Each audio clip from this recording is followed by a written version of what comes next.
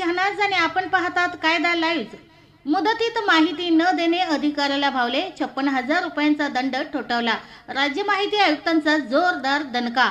अन्याय अत्याचार भ्रष्टाचार विरोधी समितीच्या तक्रारीची घेतली दखल। लातूर प्रतिनिधी। माहिती अधिकारा अन्वये मागितलेली माहिती दडवणे अधिकाऱ्याला चांगलेच भोवले। संबंधित जनमाहिती अधिकारी यांनी सदर माहिती न देता वेळ मारून नेली व माहिती लपवण्याचे प्रयत्न केले। एकंदरीत भ्रष्टाचाराला दुजोरा देत असल्याचे राज्य माहिती आयुक्त औरंगाबाद यांच्या लक्षात आले।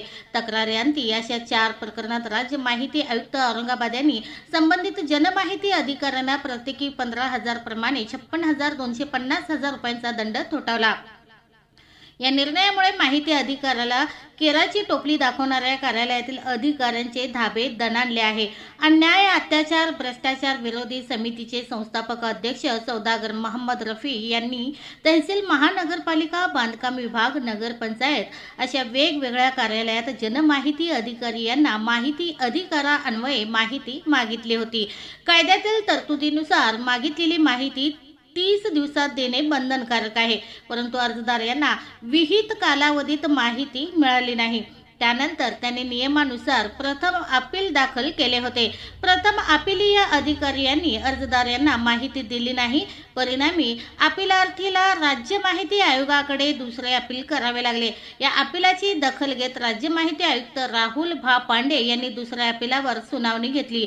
जनमाहिती अधिकारी प्रथम अपीलीय अधिकारी व अर्जदार यांचे म्हणणे ऐकून घेतले।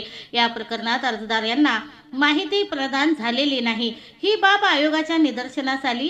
या विलंबास जनमाहिती अधिकारी हे जबाबदार असल्याचा ठपका राज्य माहिती आयुक्तांनी ठेवला। माहिती प्रदान न होण्यास संबंधित जनमाहिती अधिकारी जबाबदार असल्याचे स्पष्ट झाल्याने त्यांना माहिती अधिकार कायद्यातील कलम 20(1) नुसार प्रत्येकी 15,000 रुपये शास्ती ठोठावण्यात आली। जनमाहिती अधिकाऱ्यांना केलेले दंड। उपविभागीय अभियंता जिल्हा परिषद बांधकाम विभाग लातूर यांना 15,000 रुपये दंड। लातूर शहर महानगरपालिका यांना 15,000 रुपये दंड। नगरपंचायत देवणी यांना 13,500 रुपये दंड। तहसील कार्यालय लातूर यांना 12,750 रुपये दंड करण्यात आले।